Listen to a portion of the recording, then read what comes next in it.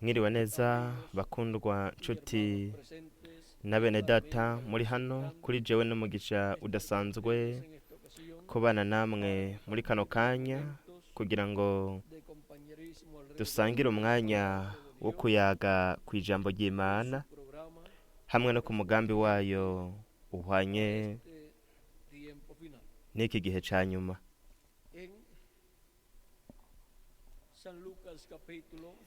Muri Luka mutagatifu igice ca mbere kuva ku murongo wa 26 kugeza ku 38 hatubwira uku gukurikira. Kandi mu kwezi kwa gatandatu umumarayika Gaburiyeli atumwa n'Imana mu gisagara c'i Galilaya citwa Nazareti ku nkumi ikowe n'umugabo yitwa Yozefu wa mu nzu ya Dawidi. Izina ry'iyo nkumi ni Mariya. Yinjira ahari aramubwira ati n'amahoro, ugiriwe ubuntu, umwami Imana ari kumwe nawe. Ariko we ahagarika umutima cane w'iryo jambo, yibaza iyo ndamukanyo iyo ariyo. Umumarayika aramubwira ati ntaco utinya Mariya, kuko ugiriwe ubuntu n'Imana. Umve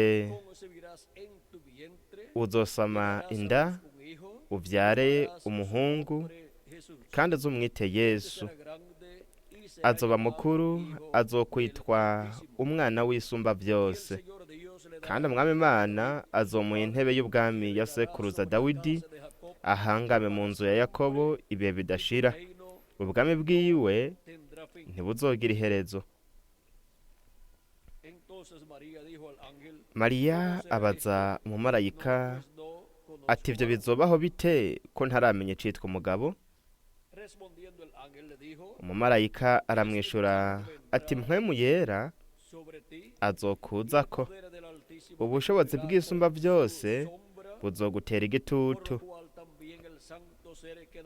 Nico gituma uwera azovuka azokwitwa umwana w'Imana.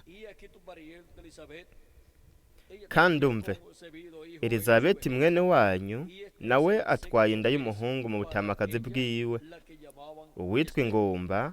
Uku ni ukwezi kwiwe kwa gatandatu, kuko ata jambo rivuye ku Mana ribura ububasha. Mariya aramubwira ati he, ndi umugurano w'umwami Imana, bimbere uko ijambo ryawe rivuzwe. Maze umumarayika ava ahari aragenda. Ese Imana yohezagira ubugingo bwacu, ikabuhezagiza ijambo ryayo, kandi ikatwemerera kuritahura. Murashobora gufata ivyicaro vyanyu.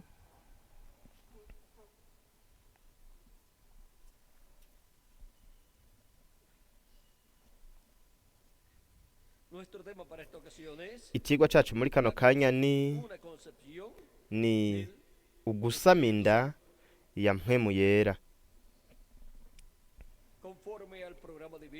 Twisunze umugambi w'Imana, muri ico gihe hagaragara uwo mumarayika canke umumarayika mukuru Gaburiyeli arungitswe n'Imana ubwa mbere na mbere kumuhereza Zakariya kugira ngo amubwire yuko azovyara umwana biciye umugore wiwe Elizabeti, kandi ko azoba umuvugishwa w'Imana. Uwo mwana akaza ategurira inzira umwami. Arivyo vyari bihuye n'isezerano ryo muri Malaki igice ca 3, ahavuga ko Imana yari kurungika intumwa yayo imbere yayo, ari nayo yari kumutegurira inzira. Hanyuma umwami akaza mu ngoro yiwe, marayika w'isezerano, ari nawe ubwoko bw'Abaheburayo bwariko burarondera kandi bwipfuza. Rero hanyuma hari kuza nde? Umwami. Marayika w'isezerano yari kuza gute? Yari kuza yambaye umubiri w'umuntu, yari kuza mu buryo bugaragara, mu buryo ashobora gukorwako,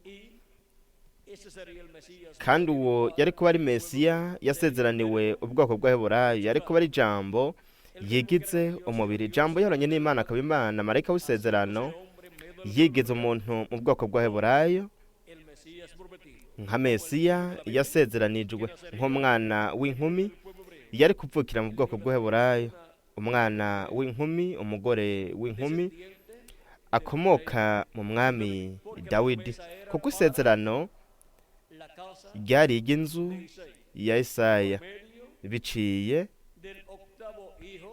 mu mwana w'umuhungu w'umunani wa Isayi ariwe yari Dawidi, kandi biciye muri uwo muryango niho hari guturuka uwo mugore w'inkumi wari kubyara Mesiya, kandi hari gushikirizwa muri uwo mugore isezerano ryasezeraniwe mu itongo rya Edeni ko urubyaro rw'umugore ruzokomeretsa ku mutwe inzoka, kuko biciye mu mugore hari kuza umwana ari we yari gukomeretsa Sekibi ku mutwe, ariko Sekibi urubyaro rw'inzoka rwari kumukomeretsa ku gitsintsiri, ari byo byabaye ukubambwa, aho yakomerekejwe ku birenge byiwe, ni ukuvuga ngo ku bitsintsiri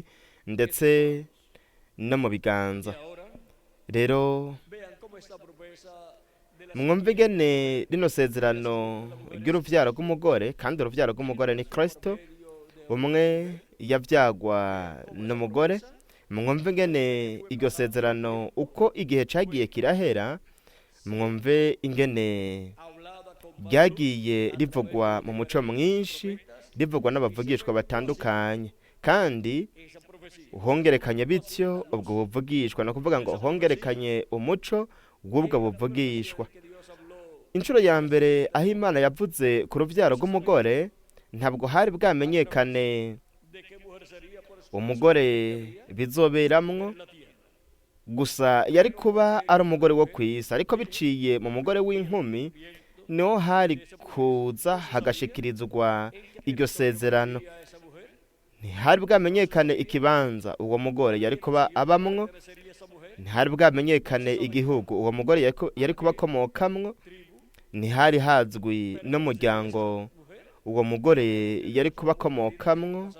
Ariko mwitegereza uko igihe cyagiye kirahera, Imana yagiye itanga umuco mwinshi, kandi biciye mu mvugishwa n'Imana Yesaya haciye hamenyekana yuko bizoba biciye mu mugore w'inkumi akomoka mu mwami Dawidi.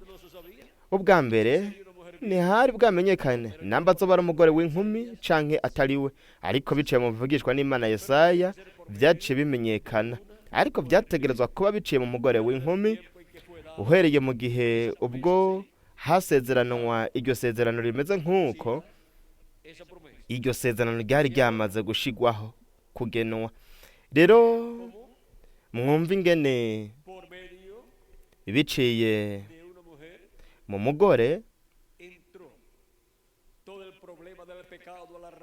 hinjiye ikibazo cyose cy'icaha mu biremwa abantu. Igihe uwo mugore yacumura, umugabo wiwe nawe akavyemera akamwakira, nawe nyene agacumura. Rero turabona ko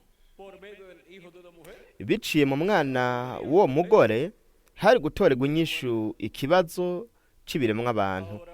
Rero uwo mugambi wose w'ubucunguzi kugira ngo ikiremwa muntu kigarugwe mu bugingo budashira, hamwe no mu kiyago, mu busabane hamwe n'Imana, kugira ngo kigarugwe kinywane n'Imana, cuzure n'Imana. Mwitegereze, byategerezwa kuba biciye mu muntu, kandi uwo mugambi wose warashushanirijwe uhereye mu isezerano rya kera. Nk'akarorero, mwaca igitungwa capfa ku bwa Adamu na Eva, kugira ngo Imana ibahe imyambaro y'insato Adamu na Eva, kugira ngo bahishe ubwambure bwabo. Rero uhereye ku kugwa ukabandanya, kiremwa muntu cagumye kiri gusa imbere y'Imana. Rero ikiremwa muntu iyo kivukiye ngaha ku isi, kivuka carambuwe, carakuwe mu bwiza bw'Imana, kandi kivuka cambaye ubusa imbere y'Imana mu buryo bugaragara, kandi kivuka cambaye ubusa no mu buryo bw'impwemu imbere y'Imana, kuko iyo ikiremwa muntu kivutse kironka impwemu y'ino si, ntabwo kironka impwemu y'Imana, ntabwo kironka mpwemu ya teofaniya y'Imana yo mu buringanire bwa gatandatu, ariyo mpuzu umwambaro wo mu buringanire bwa gatandatu. Kubw'ivyo rero kivuka kidafise iyo mpuzu yo mu buringanire bwa gatandatu, kivuka cambaye ubusa, kandi gusa biciye mu kimazi ikiremwa muntu kiraronka iyo mpuzu uwo mwambaro wo mu buringanire bwa gatandatu, kandi nibiciye mu kimazi ca Yesu Kristo umwagazi w'intama w'Imana. Rero mwumve ingene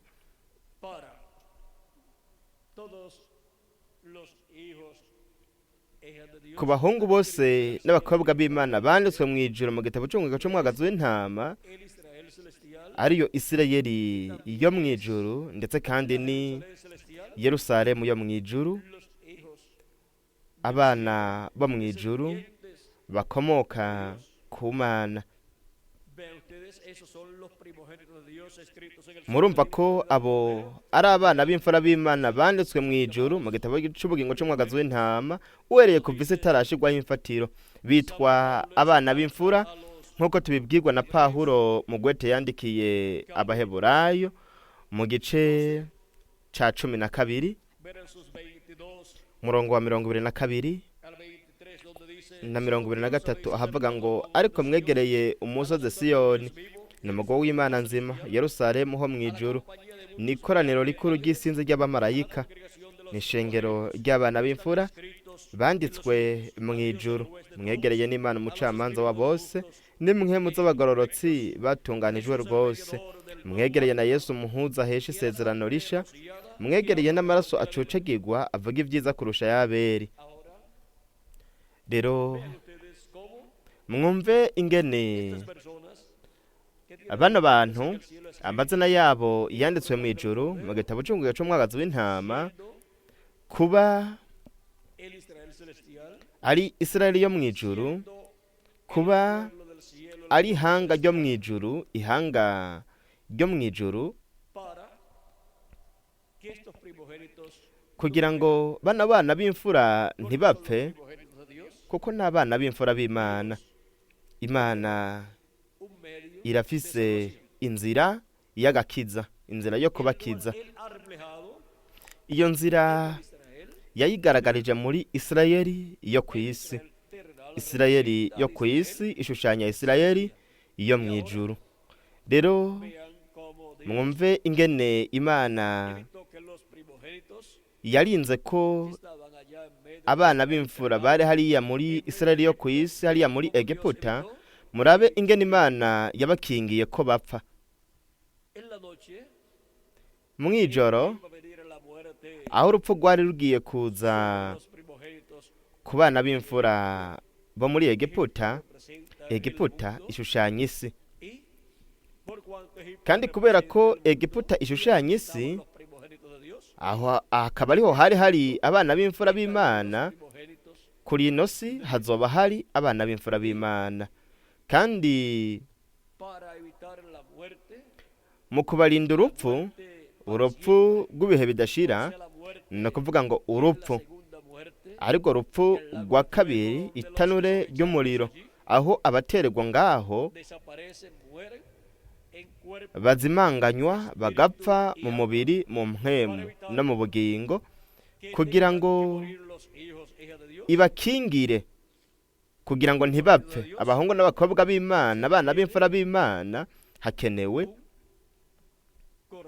hakenewe umwagazi w'intama utunganye, kugira ngo uwo mwagazi w'intama utangwe ku kimazi. Kandi ibyo byarashushanijwe hariya muri Egiputa, igihe urupfu rwari rugiye kwica abana b'imfura bose muri Egiputa, baba abana b'imfura bo muri Egiputa, ni ukuvuga ngo bo mu banyegiputa, ndetse kandi rwari kwica n'abana b'imfura b'Abaheburayo, mu gihe batari kuba bafise inyishu y'ico kibazo cari kuza ku isi. Ariko Imana yari ifise inyishu y'ico kibazo. Yayibwiye umuvugishwa n'Imana Mose, ibwira umuvugishwa n'Imana Mose ko urupfu ruzoza ku bana b'imfura bose muri Egiputa, uhereye ku mfura ya Farawo kugeza no ku mfura z'ibikoko. Ibwira umuvugishwa n'Imana Mose ko buca Pasika iba, ko yotanga ikimaze c'umwagazi w'intama w'umwaka utagira akanenge, umwagazi w'intama utunganye. Uwo mwagazi w'intama bawufata ku munsi w'icumi w'ukwezi kwa mbere, ukwezi kwa Abibu. Hanyuma ku munsi wa 14 w'ukwezi ku mugoroba, uwo mwagazi w'intama ugatangwa ku kimazi. Kandi uwo mwagazi w'intama wategerezwa kotswa, hanyuma ukariribwa mu mazu y'Abaheburayo kugira ngo urupfu ntigwinjire muri izo nzu, kuko ubwo mwagazi w'intama wari kuriribwa ngaho wokeje, amaraso yawo nawo agasigwa ku bishimaryango hamwe no hejuru ku nzugi. Aho niho hari ibanga ryo kugira ngo Imana irinde urupfu rw'abana b'imfura b'Abaheburayo. Ubu utagize uwo mwiteguro, urupfu rwarinjira, umwana w'imfura wo mu muryango agapfa. Rero mwumve ingene abo bana b'imfura ba Isirayeli, mwumve ingene bashushanya abana b'imfura ba Isirayeli yo mw'ijuru, bashushanya batonejwe n'Imana, bashushanya abanditswe mw'ijuru mu gitabo c'ubugingo c'umwagazi w'intama, uhereye ku visi itarashigwaho imfatiro. N'abana b'imfura abatonejwe n'Imana, bakomoka ku Mana, abahungu n'abakobwa b'Imana. Kandi mwumve ingene buri muryango watanze ikimaze c'umwagazi w'intama wa Pasika, umwagazi w'intama utagira akanenge. Basiga amaraso yawo ku bishimaryango, botsa uwo mwagazi w'intama, bawurira mu ngo zabo. Ku Pasika no kuvuga ngo mw'ijoro, mu gihe urupfu rwariko ruca muri Egiputa, Abaheburayo bari batekanye mu ngo zabo. Urupfu ntigwinjira iwabo, urupfu ntigwica abana b'imfura bari hagati muri bo, bari muri Isirayeli yo ku isi, kuko bari bafise ikimaze c'umwagazi w'intama, amaraso yawo asizwe ku bishimaryango hamwe no ku nzugi. Umwagazi w'intama nawo imbere bariko barawurya. Ariko mu ngo z'Abanyegiputa, urupfu rwariko rurararika abana b'imfura, bariko barapfa abana b'imfura. Amarira n'amaborogo nivyo vyari biri mu ngo z'Abanyegiputa. Rero mwumve ingene ivyo vyose bishushanya ivyari kuba biriko biraba bibera mu biremwa abantu. Rero Egiputa ishushanya isi, ubwoko bw'Abaheburayo nabwo Isirayeli bushushanya ishengero, ariryo ari Isirayeli yo mw'ijuru. Kandi uko igihe cagiye kirahera, mw'iyobokamana ry'Abakristu hamye hari abana b'imfura b'Imana, abagize abatoranijwe kera bo mw'ishengero rya Yesu Kristo. banditswe mu ijuru mu gitabo cy'ubugingo cy'umwagazi w'intama uhereye ku visi itarashigwaho imfatiro. Ni nabo biciye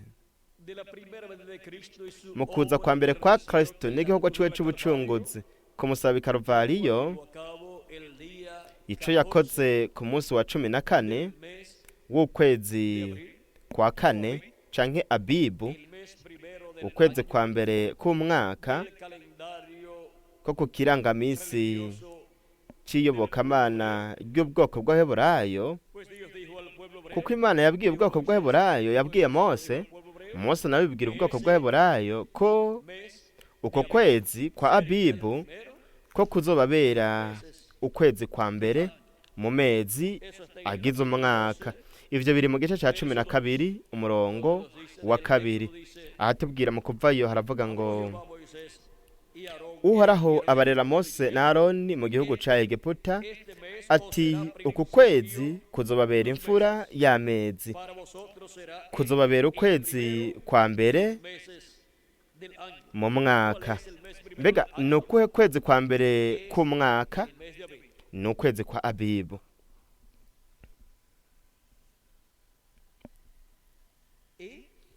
Kandi namba ukwezi kwa Abibu ariko kwezi kwa mbere mu mezi agize umwaka, kandi guhuye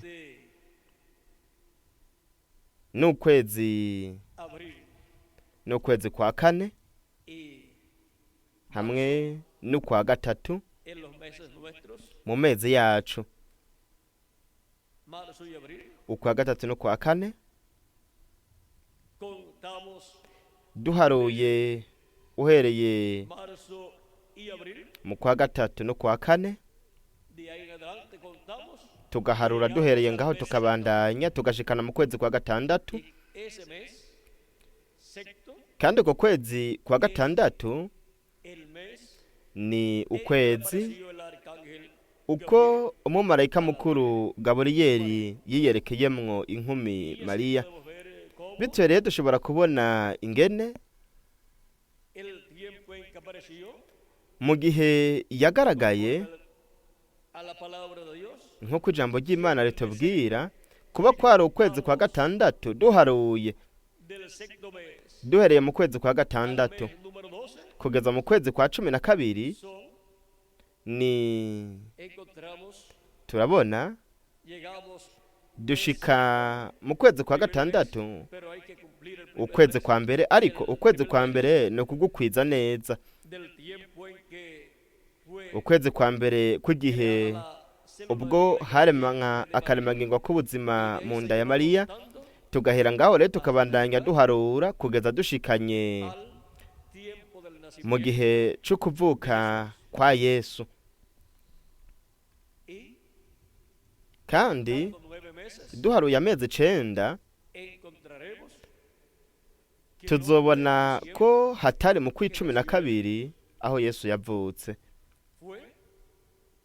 hari mu kindi gihe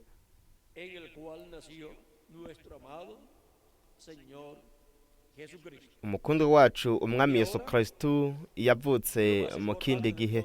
Rero icingira akamaro muri ibyo byose ni igikorwa camuzanye. Kandi igihe yari afise imyaka 33 y'amavuka, yapfuye ku munsi wa 14 w'ukwezi kwa Abibu, ariho ari buca Pasika iba, nk'uko buri mwagazi w'intama wose wapfuye, umwagazi w'intama watanzwe kw'ikimazi muri Egiputa, buca Pasika iba, ari naho kandi hari buca hatangura intambuko aho urupfu rwari kwica abana b'imfura bose bo muri Egiputa. Rero abana b'imfura bose b'Imana aribo bahungu n'abakobwa b'Imana,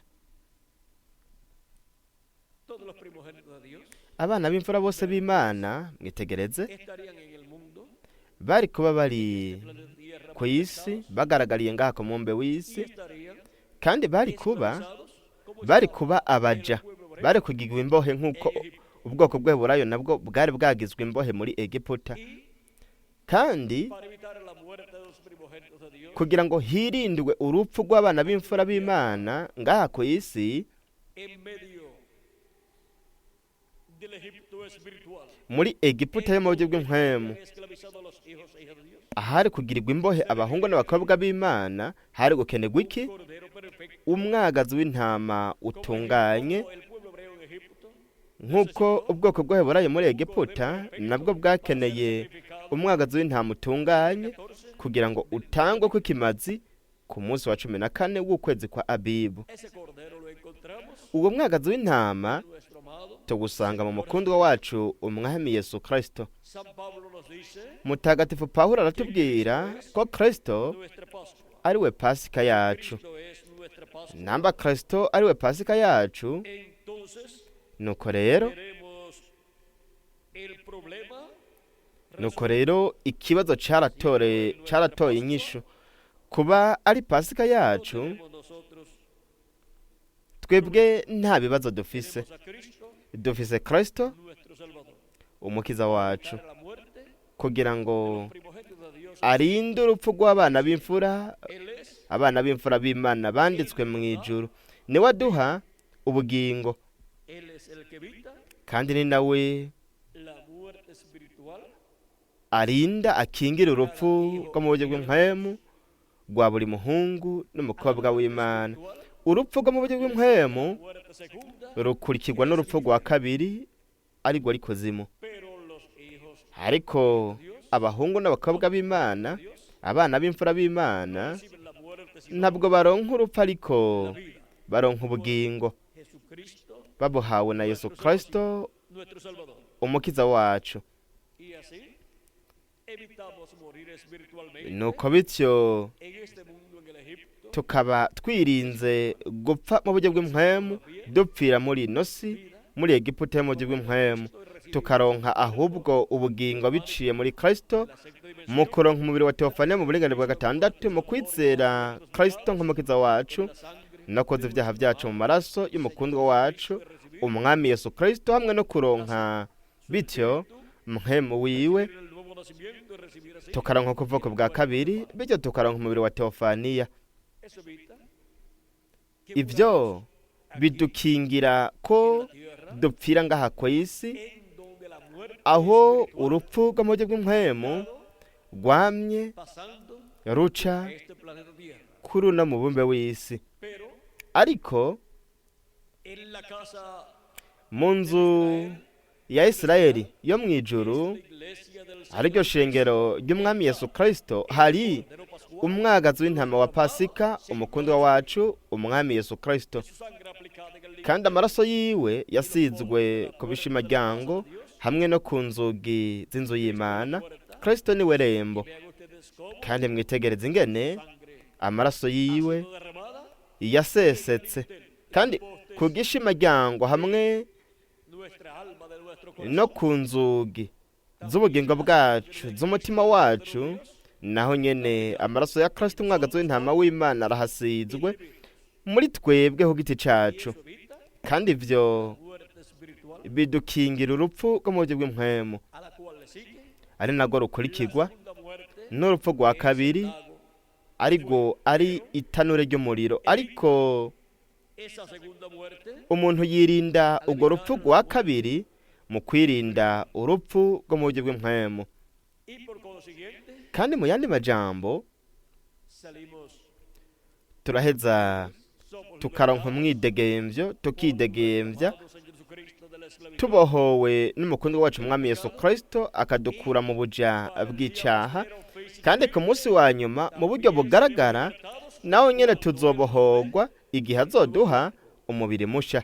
Y entonces Nuko rero nk'uko este misterio rino de banga la salida del pueblo hebreo de Egipto, ryo kuva muri Egiputa ku bwoko bw'Eburayo, nk'uko rishushanya ishengero rya Yesu Kristo, Isirayeli yo mu ijuru iva mu buja buri muntu wese ari uwo muri Isirayeli yo mu buryo bw'impwemu, encontramos que turabona ko luego la entrada hanyuma ukwinjira k'ubwoko bw'Abaheburayo binjira mu gihugu cy'isezerano la ni ukwinjira de cada persona ukwinjira kwa buri muntu wese yinjira mu mubatizo wa mpwemu yera, eso es en lo espiritual. aho ni mu buryo bw'impwemu.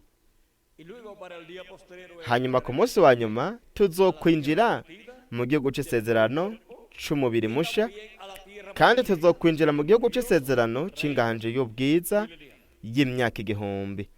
ven ustedes Mwumve lo que tipifica la tierra ibintu byose a la cual entró bishushanya igihugu cy'isezerano, pueblo ico ubwoko bw'Abaheburayo bwinjiyamwo. como Rero mwumve ingene en etapa uva mu ntambuko uja mu yindi. la muerte de los primogénitos Urupfu rw'abana b'imfura b'Imana rwamye evitar rwirindwa al tener mu kugira en la casa de Dios mu nzu y'Imana, de Jesucristo mu ishengero rya Yesu Kristo, Cordero de Dios mu kugira umwagazi w'intama w'Imana kugira ngo urinde ukingire abana b'imfura banditswe mu ijuru mu gitabo c'ubugingo c'umwagazi w'intama. todo lo que conllevaba Mwumve ibintu byose byari bihuye de Cristo no kuza kwa mbere kwa Kristo kwari kugira ngo los primogénitos de Dios akingire urupfu abana b'imfura b'Imana, para el diablo kugira ngo bityo aneshe sekibi, en la cabeza amukomeretse ku mutwe, así asambagure bityo imperio al imperio ubwami bwiwe, ubwami bw'urupfu y esclavitud hamwe n'ubuja, como Dios por medio del profeta nk'uko Imana biciye mu muvugishwa n'Imana Mose yasambaguye imperio ubwami bwa Egiputa y la esclavitud hamwe n'ubuja, la cual tenía ubuja ubwoko bw'Abaheburayo bwari burimwo. ahora Rero este cordero de Dios uyu mwagazi w'intama w'Imana twabonye yuko ari umukundwa wacu umwami Yesu Kristo, nació por medio de la virgen de ari nawe yavyawe n'inkumi ikomoka mu mwami Dawidi. muchas personas que lo vieron Abantu benshi bamubonye no sabían ni quién era ntibari bazi uwo ari we, pues era un joven carpintero kuko yari umusore w'umubaji w'i Nazareti, yéndose la ariko muri we hariko hashikirizwa kuza kwa mbere kwa Mesiya, hariko hashikirizwa al Antiguo Testamento ivyari ishusho n'ingero mu isezerano rya kera ivyashushanya Mesiya, del cordero yariko ashitsa ukuza k'umwagazi w'intama w'Imana. Ico gituma Yohana umubatizi igihe yamubona yavuze ngo, nguyu umwagazi w'intama w'Imana ukura ivyaha vy'abari mw'isi. la venida del Mesías la primera Ukuza kwa Mesiya, ukuza kwa mbere kwa Kristo vyari vyavuzwe n'umumarayika mukuru Gaburiyeli, y kandi María Mariya por ser la mujer elegida por Dios kubwo kuba umugore yatoranijwe n'Imana, de la cual nacería el Mesías ari nawe yari kwibaruka, yari kuvyara Mesiya, recibir la visita del arcángel mu kwakira marayika mukuru Gaburiyeli igihe yari yamugendeye esa akamubwira kuri iryo sezerano ry'ubuvugishwa ko rizoshitswa muri ico gihe, y ella dijo nawe akavuga ati bimbere conforme a tu palabra nk'uko ijambo ryawe ribivuze. ella Mariya yaremeye ijambo fue dada por el ángel yarabwiwe na marayika, y el Espíritu de Dios vino sobre ella hanyuma mpwemu w'Imana aza kuri we y consintió amutera igitutu, el Espíritu Santo. hanyuma atwara inda ya mpwemu yera. Rero mwitegereze, Ella tuvo que creer Mariya byabaye ngombwa ko yizera iryo jambo yari yabwiwe, y hanyuma luego se cumplió en ella hanyuma hashikirijwe muri we iryo jambo yari yabwiwe. y ahora Rero Belén de Judea fue el Betelehemu h'i Yudaya que nacer porque nico cari ikibanza yategerezwa kuvukiramwo, kuko para María yari kuba uw'i Betelehemu h'i Yudaya, uwari kuganza ubwoko bw'Abaheburayo. Kuba rero Mariya nawe yari uw'i Betelehemu h'i Yudaya, yategerezwa kuja i Betelehemu h'i Yudaya mu gihe co kwibaruka. Mu buryo ubwo aribwo bwose Mariya yategerezwa kuba ari Betelehemu h'i Yudaya mu gihe a luz. co kwibaruka, kandi Estuvo allí yari ngaho en el momento preciso. mu gihe nyaco. Y ahora Rero betelehemu vean ustedes, significa mwitegereze isobanura inzu y'umutsima w'imana. y de la casa del pan de Dios. mu nzu y'umutsima w'imana niho mesiya yaje, Y Cristo es kandi la kristo casa ni inzu del pan. y'umutsima w'imana, Y Él es el pan. kandi niwe mutsima w'imana. Él dijo, yaravuze yo soy el pan vivo. ati ni jewe mutsima w'ubugingo wamanutse uva mu ijuru, El que come de este pan uwurya kuri uwo mutsima vivirá azobaho eternamente. ibihe bidashira, No verá muerte. ntazobona urupfu. Y ahora, rero para nuestro tiempo, muri iki gihe cacu, Cristo, siendo Cristo la casa del pan kuba ari inzu de Dios, y'umutsima w'imana, todos los nacidos en ababyawe Cristo, por medio de bose Cristo, abavukiye muri kristo bakabyagwa na kristo bavukiye he? Mu nzu y'umutsima w'imana, bavukiye muri kristo, han nacido en nuestro bavukiye muri betelehemu yacu yo mu buryo bw'impwemu. Por lo tanto, son ku bw'ivyo rero de la descendencia n'abakomoka del rey David. mu mwami dawidi, Son la casa ni inzu ya dawidi, y la casa de David. kandi inzu ya dawidi izogarugwa. Y esos son los reyes y sacerdotes abo rero nibo bami n'abaherezi del reino. bazoganza mu nganje y'imyaka 1000. La casa de David, el inzu ya tabernáculo dawidi, ihema rya dawidi rizogarugwa. y kandi también vyongeye tenemos turabona que ko la iglesia del Señor Jesucristo, ishengero ry'umwami yesu kristo, la iglesia ha nacido ishengero y por medio de Cristo. ryavyawe kandi rivukira muri kristo, La iglesia de Jesucristo es kandi ishengero rya yesu kristo ni inzu y'imana, y la casa de Dios kandi inzu es y'imana la casa donde está ni inzu el pan irimwo mutsima w'imana siendo dado uriko a todos los uhabwa hijos de Dios. abahungu bose n'abakobwa b'imana uva mu gihe uja mu kindi. Por eso es que todos los que nacen en nico gituma abantu bose bavukira muri kristo kandi bakavyagwa na kristo, mu kwakira kristo nk'umukiza wabo no koza ibyaha byabo mu maraso ya kristo hamwe no kuronka mpwemu yera, en la casa de Dios, bavukira mu nzu y'imana, no kuvuga ngo bavukira mu ishengero ry'umwami yesu kristo.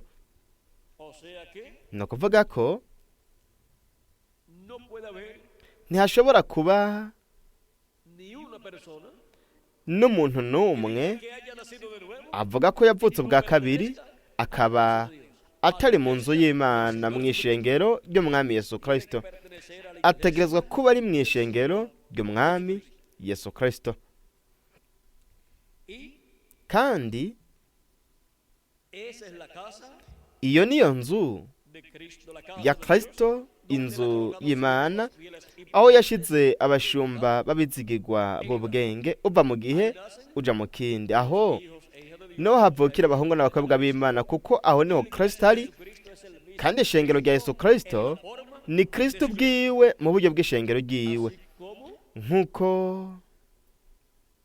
la planta de trigo, igiterwa c'ingano grano de trigo, ni agatete k'ingano y nació kabibwa hanyuma kakamera kameze nk'igiterwa nk'igiti, kugira ngo muchos granos gahunde impeke nyinshi, y para Cristo reproducirse kandi kugira ngo kristo nawe arondoke avyara abahungu n'abakobwa b'imana. como tuvo que mwumva ingene vyabaye ngombwa ko kristo agatete k'ingano morir agwa mu isi para llevar agapfa, kugira ngo agire iki? Kugira ngo ahunde impeke nyinshi, abahungu benshi n'abakobwa b'imana. se reproduce por ubwo nibwo buryo kristo arondokamwo biciye mu kurema kw'imana, kandi en la iglesia del Señor Jesucristo, mu ishengero ry'umwami yesu kristo donde niho están colocados los hashigwa abacunguwe n'amaraso Señor Jesucristo, y'umwami yesu kristo, porque kuko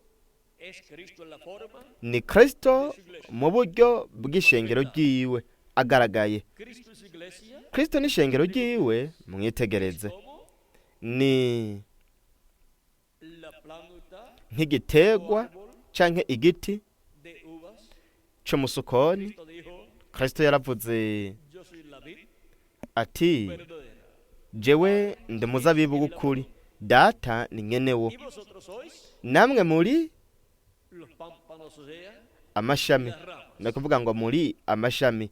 ¿Y dónde kandi ni he el árbol o planta igiti canke igitegwa de uvas? ¿Dónde lleva el fruto? c'umuzabibu? ni he camira ivyamwa? En las ramas, camira mu mashami. que son los pámpanos. niyo mashami, Ahí es donde lleva aho niho el fruto. camira. Y es en la iglesia de Jesucristo. kandi ni mw'ishengero rya Yesu Kristo niho hashigwa na Kristo, niho ashira abana biwe, abahungu n'abakobwa b'Imana.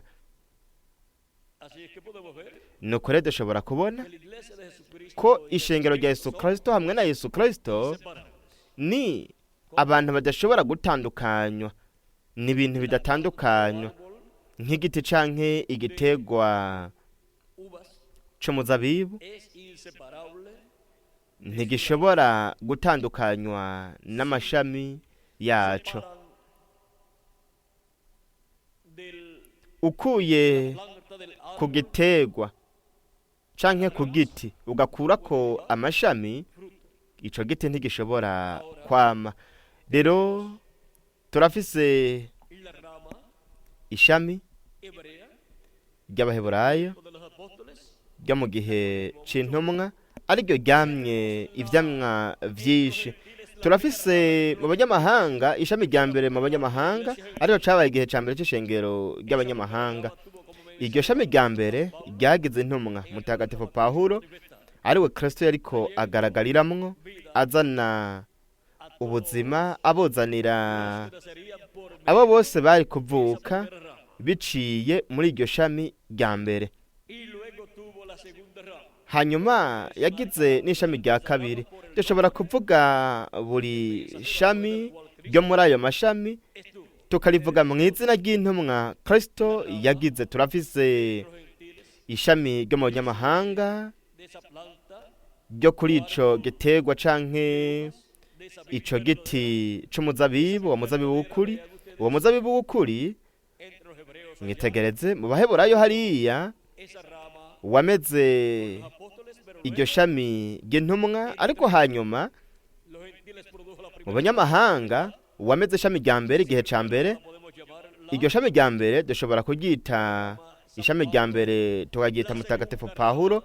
ishami rya kabiri dushobora kuryita izina rya Irene. segunda rama fue iryo shami rya kabiri ryagaragariye Francia. mu Bufaransa. Así vean ustedes cómo bityo rero mwumve ingene uwo muzabibu w'ukuri ha estado echando sus ramas wagiye umera amashami yawo entre los gentiles. mu banyamahanga. Sus diferentes ramas amashami yawo atandukanye han pasado hasta los gentiles. yanaciye no mu banyamahanga, uva mu gihugu uja mu kindi. wagize amashami atanu mu Burayi, igihe ca kabiri, ca gatatu, ca kane, ca gatanu hamwe n'ica gatandatu. hanyuma wagize irindi shami, ishami ry'indwi mu banyamahanga muri Amerika ya ruguru, igihe c'indwi c'ishengero ry'abanyamahanga.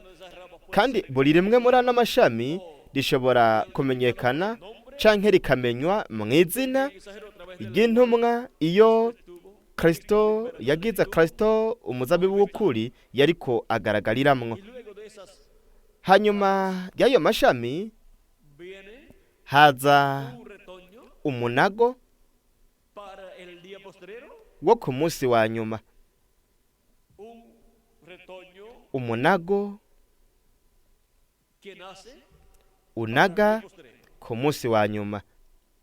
Y esa es kandi la edad ico piedra angular. ni igihe c'ibuye rikomeza ifuruka. Y esa es la que tendrá los escogidos de Dios. del ico día nico postrero, kizoba kirimwo abatojwe n'Imana bo ku munsi wa nyuma, primogénitos de nk'uko ayandi mashami nayo nyene arimwo abatojwe n'Imana ba buri gihe, Dios, los cuales fueron salvados aribo bakijijwe urupfu, por medio del cordero barukizwa n'umwagazi w'intama w'Imana Yesu Kristo, en Belén de Judea, wavukiye i Betelehemu h'Iyudaya, avyawe n'inkumi Mariya. y para este día postrero, kandi kuri uno munsi wa nyuma estando en el cuerpo cuerpo místico de Cristo, turi mu mubiri wanga wa bajo el Kristo, sacrificio de Jesucristo, munsi y'ikimaze cya Yesu Kristo umwagazi w'intama w'Imana, somos a salvo de la turakizwa muerte espiritual. urupfu rwo mu buryo bw'impwemu, El planeta urupfu rubangamiye umubumbe w'isi, Tierra, por consiguiente, kandi mu yandi majambo de la segunda turakizwa urupfu rwa kabiri. muerte. La segunda muerte Urupfu rwa kabiri no tiene potestad. ntirugira ububasha Los primogénitos ku bana b'imfura de Dios, b'Imana, que ellos están kuko bajo el sacrificio abo bana b'imfura b'Imana bari munsi y'ikimazi cy'umwagazi w'intama w'Imana Yesu Kristo, nuestro umukiza Salvador. wacu. Ahora Rero podemos ver en que dushobora kubona ko el árbol novia, igiti mugeni que es el mismo Cristo, ari naco Kristo nyene, Cristo en la forma de su iglesia, Kristo mu buryo bw'ishengero ryiwe tiene durante las arafise 7 edades de la iglesia mu bihendwi by'ishengero ryo mu banyamahanga, arafise amashami indwi ibihendwi by'ishengero, una rama kandi yarageze n'ishami ry'abaheburayo hariya mu gihe c'intumwa imbere 7 edades de la iglesia, yo gutangura ibihendwe by'ishengero ry'abanyamahanga. Ku munsi wa nyuma naho él tendrá azogira una rama, ishami la edad de la piedra angular, igihe c'ibireko bizifuruka, en donde colocará aho el fruto azokwamira de ivyamwa los escogidos, ibyo ku munsi wa nyuma batoranijwe bo ku munsi wa nyuma, llamados a subir, aribo bahamagarirwa kuduga al conocimiento kugira ngo baronke ubumenyi bw'ibintu byose bitegerezwa kubaho vuba tiempo final. muri iki gihe ca nyuma. Ahora, Rero para este tiempo final, muri iki gihe ca nyuma,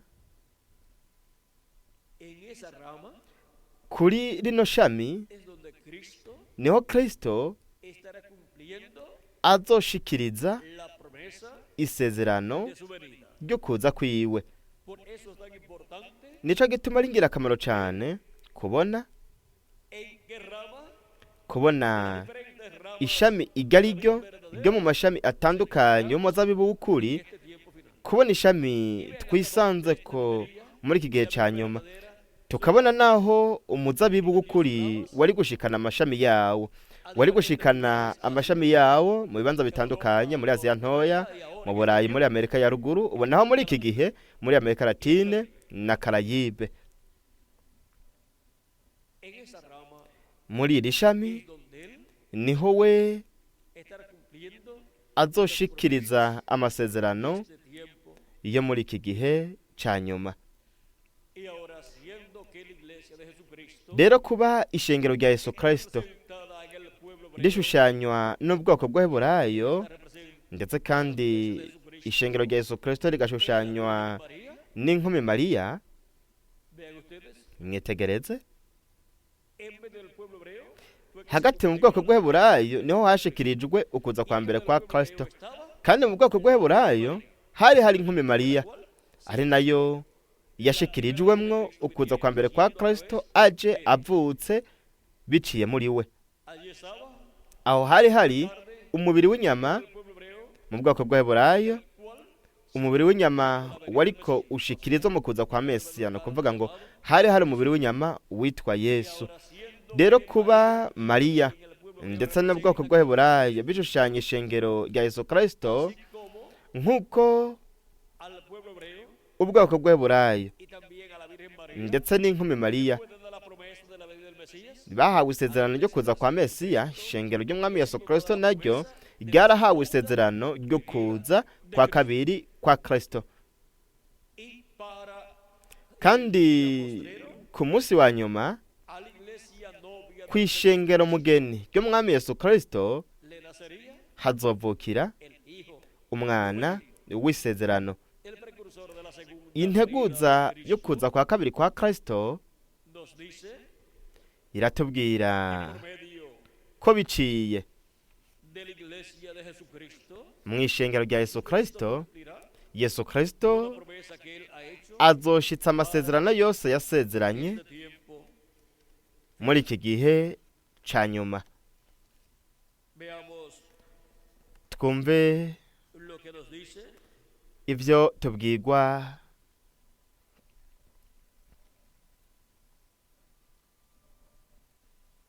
Vamos a ver lo que nos dice acerca reka twumve de este gran misterio. ibyo atubwira ku bijyanye n'iri banga rikomakomeye.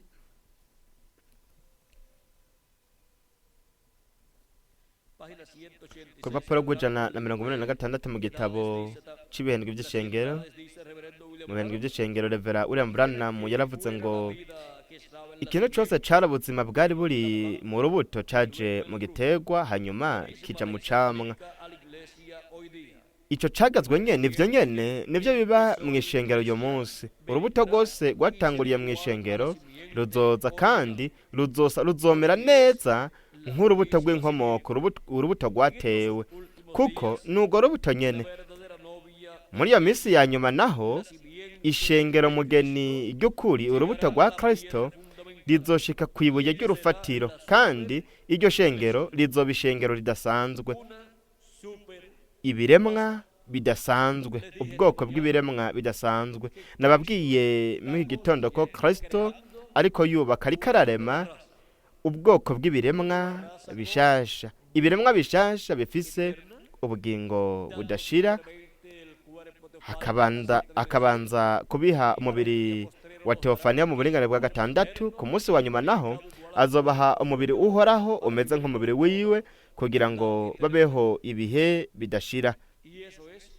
Kandi ubwo ni ubwoko budasanzwe, ibiremwa bidasanzwe, ibyo we ariko ararema. Uko rizogenda rimwegera, kandi iryo rizoba ishengero ridasanzwe uko rizogenda rimwegera.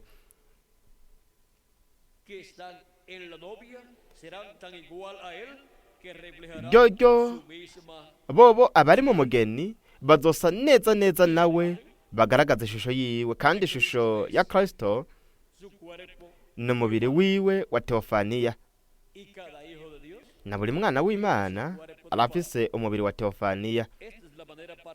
Ubwo nibwo buryo bwo kwiyunga nawe. Bazoba umwe, bobo bazoba ukugaragara kw'ijambo ry'Imana nzima. Mbandanye imbere ahavuga ngo umwana wa mbere Adamu yari ijambo, urubuto rivuzwa n'Imana, yahawe umufasha kugira ngo arondoke, yahawe umufasha kugira ngo arondoke. Rero cyatumye ahabwa umufasha kugira ngo arondoke, kugira ngo avyare uwundi mwana w'Imana.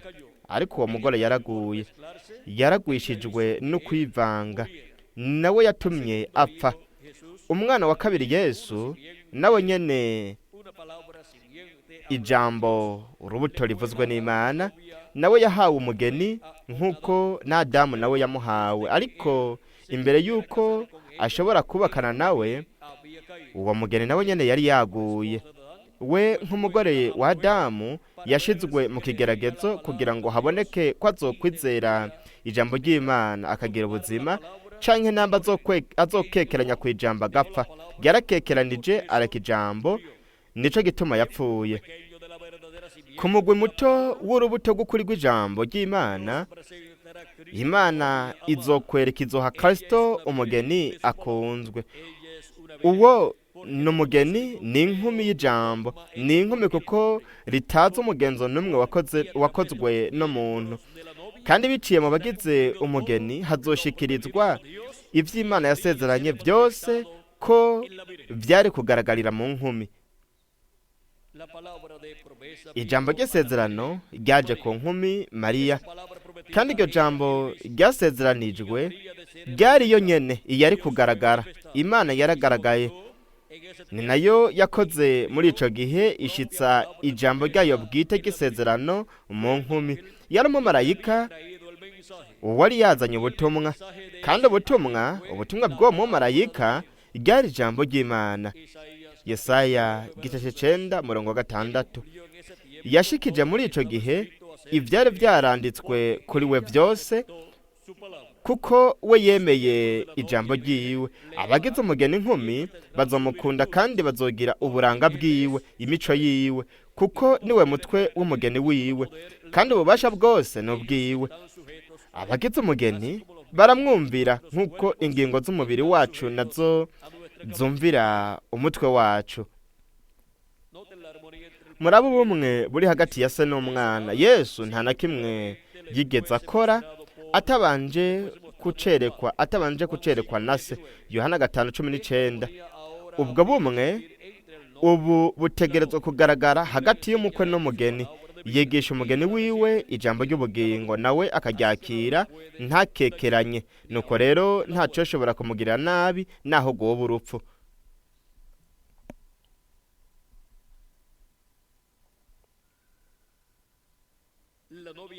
umugeni afise ivyiyumviro vya Kristo, kuko arazi ico Kristo ashaka ko akora mu ijambo. Umugeni yitondera amabwirizwa y'ijambo mu izina ryiwe, kuko arafise uku niko Uhoraho agize. Nuko rero ijambo rihabwa ubuzima na mpwemu, hanyuma rigashitswa. Nk'uko urubuto rubibwe rukamera, rushika ku gusarurwa, rugashitsa ihangiro ryago.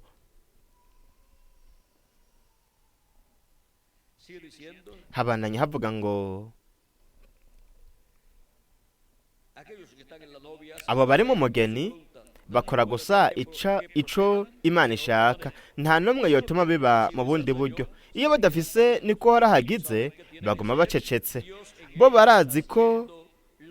Bo barazi ko itegerezwa kuba Imana muri bo yikorera ibikorwa, igashitsa ijambo ryayo bwite. Igihe yari ngaha ku isi, ntiyasozereye ubukozi bwiwe bwose bwo ngaha ku isi. Nuko rero ubu ikorera mu mugeni. Umugeni vyarabize, kuko nticari igihe cyo gukora ibintu kanaka yategerezwa gukora ubu. Ariko we ubu biciye mu mugeni azoshitsa ivyo bikorwa yabikiye iki gihe muri rusange. Biciye mu mugeni wiwe azoshitsa ibintu byose bihwanye n'iki gihe ca nyuma. Kandi ivyo bisobanura iki? Bisobanura ko biciye mu mugeni wiwe, kandi mu mugeni wiwe hazoba harimwo ibikoresho vy'Imana vyo muri buri gihe. Nk'uko muri buri gihe c'ishengero vyari biri mu ishengero rya Yesu Kristo, muri iki gihe ca nyuma naho hazoba hariho ibikoresho vy'Imana kuri buri kintu cose gitegerezwa gukorwa muri iki gihe ca nyuma, gikorerwa mu ishengero rya Yesu Kristo hamwe no kuri no mu bumbe w'isi. Kandi ibyo bisobanura ko kugira ngo Kristo ashitse isezerano ryo kuza kwiwe azananye n'abamarayika biwe, ategereza kugira mu ishengero ryiwe marayika wiwe ntumwa kugira ngo amukoreshe. Kandi biciye muri marayika wiwe ntumwa ashitse amasezerano menshi Kristo yasezeranye ko azoyashikiriza mu ishengero ryiwe, ndetse no kugira ngo ashikirize mu ishengero ryiwe ayo masezerano muri iki gihe ca nyuma. Kandi kugira ngo we akore igikorwa Kristo yasezeranye muri iki gihe ca nyuma, we ategerezwa kugikorera mu ishengero ryiwe. Kubw'ivyo rero mu ishengero ryiwe ategerezwa kuba ahafise marayika wiwe, kugira ngo biciye muri marayika wiwe atumenyeshe bino bintu byose bitegerezwa kubaho vuba. Yaravuze ngo duguze hano ndakwereka ibintu bigiye kubaho hanyuma y'ibi. Kandi kubera ko byose bitegerezwa gukorerwa mu ishengero ryiwe, kandi akabikorera mu ishengero ryiwe, mu ishengero ryiwe ategerezwa kuba hafise rero igikoresho azokoresha kugira ngo atubwiriremwo bino bintu byose. Ni ukuvuga yuko ategerezwa kuba ari uwacunguwe n'amaraso ya Yesu Kristo. Rero ibintu byose Imana izokora muri iki gihe ca nyuma, ikabikora ku bw'ishengero ryayo no ku bw'ubwoko bw'Abaheburayo, mwumve aho bitegerezwa kuba biriko biragaragarira. Ni mu ishengero ry'umwami Yesu Kristo. Aho niho biva bikaja ku bwoko bw'Abaheburayo. Nico gituma integuza yo kuza kwa kabiri kwa Kristo yavuze ko igihe Isirayeli, ubwoko bw'Abaheburayo, Isirayeli yo ku isi yavuze ko igihe izobona Kristo, o sea, el ángel, ni ukuvuga ngo marayika intumwa ya Isirayeli, el ángel del pacto, igihe izobona Kristo marayika w'isezerano, marayika w'uhoraho, en medio de su iglesia, ikamubona mu ishengero ryiwe, aje mu ishengero ryiwe, bo bazovuga bati uyu que nosotros niwe twebwe twamye esperamos. turindiriye. Pero vendrá Ariko azoza, gente por su iglesia, azobanza kuza ku ishengero ryiwe, también nubwo promesa hariho isezerano ko azoza del pueblo hebreo. ku bwoko bw'abaheburayo. Dushobora kubona rero ingene Promesas tienen que ser ano masezerano yose ategerezwa gushitswa, kandi hategerezwa kuba inkumi, una novia virgen, umugeni inkumi María, ashushanywa n'inkumi Mariya, kandi uwo mugeni canke iyo nkumi mugeni canke uwo mugeni inkumi ni ishengero ry'umwami Yesu Kristo tiempo final. ryo mu gihe ca nyuma. Y ahora miren Rero cómo nos dice el precursor. mwumve ingene tubwirwa n'integuza yo kuza kwa kabiri kwa Kristo ku rupapuro rw'amajana 368 mu gitabo cimatanijwe mu Gisipanyol. Dice, Haravuga ngo eso es por ahí el cuarto ivyo biri ngaho nko ku párrafo aquí, gace ka párrafo dice, kane canke agace ka gatanu, havuga ngo vyose vyaranduye, isi ibidukikije vyose, Mana gira imbabazi. Isi yose iri mu mibabaro yo kuramukwa, isi iriko irakoresha inguvu, iri mu gahinda nk'uko Yesaya yavuze. es que está tratando Kubera iki? de dar a luz Nuko iriko igerageza kuvyara isi nshasha el milenio. yo mu nganje y'imyaka igihumbi, El pecado aho atacaha kizobaho. Iriko igerageza kuvyara isi nshasha yihangarisha, ritazocumura canke ngo ribore. Nivyo está en vyose biri mu gahinda. nosotros también. Ku bw'ivyo natwe turi La novia está en mu maganya, umugeni ari mu gahinda mu maganya, kugira ngo yibaruke Kristo Yesu. está Byose biri mu maganya, viviendo biniha, que algo está a punto de kuko hariho ikintu kigira kibe. sello Kandi iki kimatane ca gatandatu gishikirizwa mw'ivyo vyose. Ikimatane ca gatandatu gishikirizwa mw'iki? al alumbramiento Gishikirizwamwo de ukugaragara, ukurasa kw'isi nshasha yo mu nganje y'imyaka igihumbi, ndetse no guseruka Cristo, kwa Kristo naciendo de la novia, avyawe n'umugeni. Ni ukuvuga ngo ukuza kwa kabiri kwa Kristo naciendo de esa novia, avyawe n'uno mugeni, que así como María kuko nk'uko Mariya recibió la visita de un ángel, yakiriye umumarayika igihe yamugendera, umumarayika mukuru Gaburiyeli primera venida de Cristo, akamubwira ko kuza kwa mbere kwa Kristo, akamubwira ko por medio de ella la bizoshikirizwa muri we, ko Mesiya azovuka biciye muri we. segunda venida de Rero ukuza kwa kabiri kwa Kristo nako kuba biciye esa novia muri uno mugeni nkumi, iglesia ariryo shengero ry'umwami Yesu Kristo. nacerá el cumplimiento de la segunda venida de Cristo Hazovuka ugushitswa ko kuza kwa kabiri kwa Kristo en este tiempo final, avukire mu ishengero muri iki gihe ca nyuma, como el ministerio kandi azokora ubukozi para bendición de la iglesia de Jesucristo y para buzoba ubw'umugisha ku ishengero rya Yesu Kristo, bube n'ubw'umugisha ku bwoko bw'Abaheburayo. Ni ukuvuga ngo buzoba ubw'umugisha kuri Isirayeli yo mu ijuru no kuri Isirayeli yo ku isi, de reclamo mu gikorwa co kwisubiza ivyiwe azokora tiempo final. muri iki gihe ca nyuma. Venida fue Ukuza kwiwe kwa mbere cordero yari nk'umwagazi w'intama w'Imana, medio de Virgen, yaje biciye mu nkumi. Ukuza kwiwe kwa kabiri nako tribu, ni nk'intambwe yo mu muryango wa Yuda su obra mu gihugu aciwe de reclamo. co kwisubiza ivyiwe. Ahora podemos ver, Rero dushobora kubona así como fue una ko nk'uko kwabaye ugusama inda ya mpwemu yera en el vientre de María, mu nda ya Mariya, excepción del Espíritu Santo, ni ugusama inda ya mpwemu yera de su mu nda y'ishengero ry'iwe mugeni, kugira ryibaruke ugushitswa ko kuza kwa kabiri kwa Kristo nk'intambwe yo mu muryango wa Yuda, nk'umwami w'abami hamwe n'uganza abaganza mu gihugu aciwe de reclamo. co kwisubiza ivyiwe.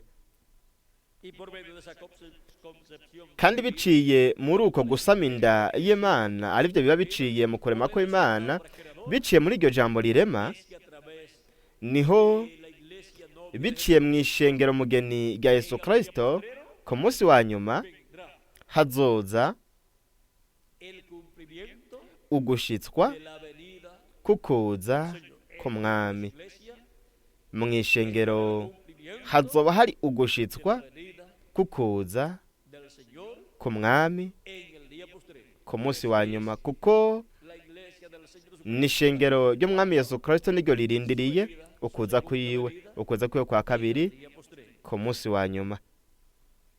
Hemos visto que todo esto es por turabonye yuko ibyo byose biba biciye del Espíritu Santo mu gusama inda ya mpwemu yera, para cumplirse así kugira ngo lo que él ha prometido para hashitswe bityo ibyo yasezeranye byose el tiempo final. muri iki gihe cya nyuma. Y todo lo que sucedió para Kandi ibyabaye byose mu kuza kwa mbere kwa Kristo será paralelo bizoba bibangikanye, bizoba bisa segunda n'ibyo mu kuza kwa kabiri de Cristo.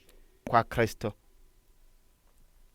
Hemos visto que todo es sencillo, turabonye yuko byose byoroshe, pero todo es ariko por byose esa concepción del Espíritu Santo. byisunga uku gusama inda ya mpwemu yera, aribyo biciye mu kurema kw'Imana, biciye mu ijambo rirema, Fue colocado en el vientre, hashizwe mu nda, mu gitereko, en la mente mu byiyumviro de la iglesia novia by'ishengero mugeni del Señor Jesucristo, ry'umwami Yesu Kristo, lo cual fue colocado por aribyo a través byahashizwe na del Kristo séptimo ángel mensajero, biciye muri marayika ntumwa w'indwi igihe yabwira ishengero ryiwe ibintu de la segunda venida de Cristo, byo kuza kwa kabiri kwa Kristo. Yategurije venida de Cristo ukuza kwa kabiri kwa Kristo, ashira ngaho en el vientre, mu nda, en la matriz, o sea, en la mu nda ni mente ukuvuga ngo de la novia mu byiyumviro de Jesucristo, by'umugeni, ishengero mugeni rya Yesu Kristo, aho yahashize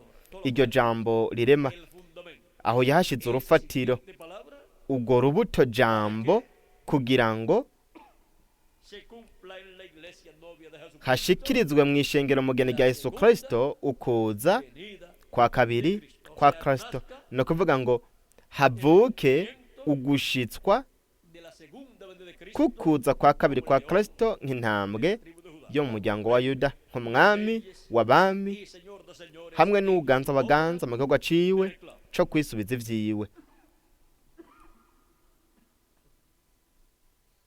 Ahora, ese es el misterio Rero iryo ni ryo banga de todos los misterios. rikomeye cyane kurusha ayandi mabanga yose yo muri Bibiliya. Ni banga Último sello que causó riri mu kimatanija c'indwi, como por iryatumye haba agacerere mu ijuru el séptimo kangana n'igihimba c'isaha igihe ikimatanija c'indwi camenwa mu ijuru. Ikimatanija c'indwi ni ukuza kwa kabiri kwa Kristo, ariko integuza yo kuza kwa kabiri kwa Kristo yavuze yuko byose bizoba biciye bugufi cyane, no vigilaba kugeza ubwo abantu nibatagaba ko bizobaca hejuru, ntibace n'ikanda, ntibamenye ko esa promesa rino sezerano fue cumplida. ryashikijwe. Dijo que Yavuze ko el séptimo sello ikimatanija c'indwi en su comienzo mu ntango zaco, yavuze ko un secreto, azoba ari ibanga mu mwuzuro, y el séptimo sello, kandi ikimatanija c'indwi siendo la segunda venida de Cristo, kuba ari ukuza kwa kabiri kwa es Kristo, paralelo a la primera. birasa neza no kuza kwa mbere kwa Kristo. Ni igihe kingana gute En secreto, la primera venida de Cristo estando ya byabaye ibanga kuza kwa mbere kwa Kristo, kandi byashikirijwe ku isi, para la religión hebrea y ryari para ibanga el ku idini ry'abaheburayo ndetse no ku bwami bw'abaroma el mundo entero. hamwe no ku isi yose. Estuvo el secreto Ku bwoko bw'abaheburayo 30 años, iryo banga ryamaze hafi imyaka 30, desde que Cristo nació uhereye igihe Kristo yavuka kugeza atanguye ubukozi bwiwe. aunque estaba en la tierra ya cumplido Nubwo yari ku isi yashikije ukuza kwiwe kwa mbere, ryari banga, kandi ntibyari byavuzwe yuko azoba ari banga mu mwuzuro, ariko yamara no sabían que estaba ya cumplida su ntibari bazi yuko hashikijwe ukuza kwiwe, uretse abantu babiri canke batatu batarenga ntibarenguke, Mariya yozefu, el sacerdote umuherezi zakariya y su esposa Elizabeth, n'umugore wiwe elizabeti, Simeón y Ana, simeyoni na ana eran ancianos, aribo bari bageze mu zabukuru, y los hamwe pastores que fueron n'ababungere babandi de Jesús, bagenda igihe yesu que yavuka, llevaron a la n'abamajusi Jesús, b'abanyabwenge y José allá en Belén de Judea, bagera ku nzu aho yesu yaba, mariya na yozefu hariya i betelehemu yudaya, años igihe yari afise de edad. nk'imyaka ibiri Ahora y'amavuka. vean rero que muy pocas personas sabían murumvise ko abantu bake cyane aribo bari bazi yuko kuza kwa mesiya kwashikijwe, ariko byose byategerezwa kuba nk'ikintu gisanzwe, ikintu cyama kiba nk'ikintu cyo mu bantu basanzwe. Umwana akavuka agakura comiendo agafungura akaryama agakira n'abandi bana, y así nuko bityo cumplirse hagashitswa la promesa isezerano ryo kuza kwa mesiya ariwe yari kuba aramuvugishwa, kandi isezerano nuko imana yari guhagurutsa umuvugishwa mu bantu. ku bw'ibyo rero uno nacido en yategerezwa kuba ari uwavukiye mu bantu, arya akanywa que conoce akaryama del pueblo, akaba azi n'ibyo abantu bamenyereye. uno nacido umuntu yavukiye físicamente kuri ino si, hablando. tubivuze mu buryo busanzwe, mu buryo bugaragara. rero Ven ustedes lo sencillo que fue todo, mwumve ingene byose byabaye ibintu byoroshe ibyo mu kuza kwa mbere kwa kristo, kandi mu musore llamado Jesús, w'umufundi w'umwubatsi yitwa yesu hari kwashikirizwa iri sezerano ryo kuza kwa mesiya nk'umwagazi w'intama w'imana. su obra de cordero, ariko igihugu ciwe nk'umwagazi w'intama hasta que no terminó ntiyari gushobora kugikora atararangiza igihugu ciwe yatanguye, de esa obra, kandi ku iherezo ry'ico gikorwa para su obra, hanyuma igihugu ciwe cari kurangizwa sacrificio n'ikimazi como cordero de Dios, nk'umwagazi w'intama ukura pecado, ibyaha by'abari mu y isi. luego hanyuma resucitando y ascendiendo al cielo. arazuka, hanyuma akazuka akaduga mu ijuru. murabe ingene hasozerewe igihogwa cyo kuza kwa mbere kwa kristo, Y eso fue la venida del ángel kandi uko kwabaye ukuza kwa marayika w'isezerano yigize umubiri mu muntu de medio del pueblo. wo mu bwoko bw'abaheburayo. Y la segunda venida de Cristo, no kuza kwa kabiri kwa kristo que es el séptimo sello, arico ari kimatanije c'indwi. dice el precursor de la segunda venida de Cristo, intego za kuza kwa kabiri kwa kristo yaravuze ngo comience igihe el séptimo sello, ikimatanije c'indwi kizotangura un misterio. azoba ari banga mu mwuzuro. Hay dos o tres hariho momentos donde puede imyanya ibiri canke itatu ishobora gutanguriramwo ikimatanije c'indwi. ukuza kwa mbere kwa kristo kwatanguye cuando igihe el arcángel umumarayika mukuru yabwira ijambo inkumi mariya, ariko ngaho yari ahari mu buryo bw'urubuto. luego hanyuma cuando nació en Belén de Judea, igihe yavukira i betelehemu y'iyudaya, estaba aho cumplida esa promesa hari hashikijwe iryo sezerano humana, porque rishikirizwa mu mubiri w'umuntu, kuko el instrumento havukiye ku isi igikoresho se estaba cumpliendo la venida del Mesías. icyariko gishikirizwamwo ukuza kwa mesiya. Y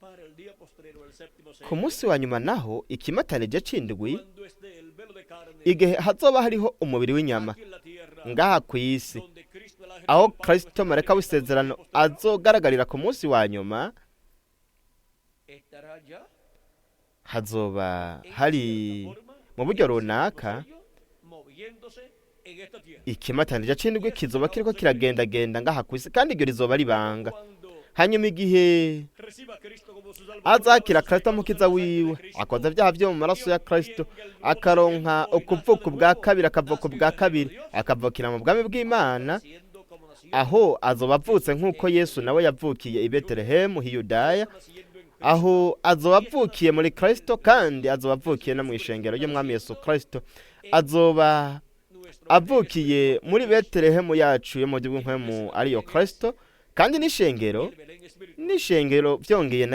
naryo ni betelehemu yo mu gihugu mpwemu. Eso es un misterio aho rero iryo nibanga porque kuko nadie sabrá nta n'umwe azomenya está ko moviéndose en forma paralela biriko biragenda biba mu buryo bubangikanye, mu buryo busa ibyabereye i betelehemu no tiene que hiyudaya. ser literalmente una virgen ntabwo ategerezwa kuba ari inkumi isanzwe lo dé a luz una virgen imwe yabyara cual venga un ángel ya nkumi nka mariya, imwe marayika yaza ko akamubwira ko azobyara umwana tenga ese hijo kandi ko azobyara uwo mwana atabonanye n'umugabo, de carne por primera vez igihe hagaragara uwo mubiri w'inyama ku nshuro ya mbere, ndetse nta nubwo ari igihe azoba avukiye mu bwami bw'Imana, kuko mu bwami bw'Imana umuntu abavukiramwo mu kwizera Kristo nk'umukiza wacu, akoza ibyaha byo mu maraso ya Kristo, akaronkana mpwemu wa Kristo.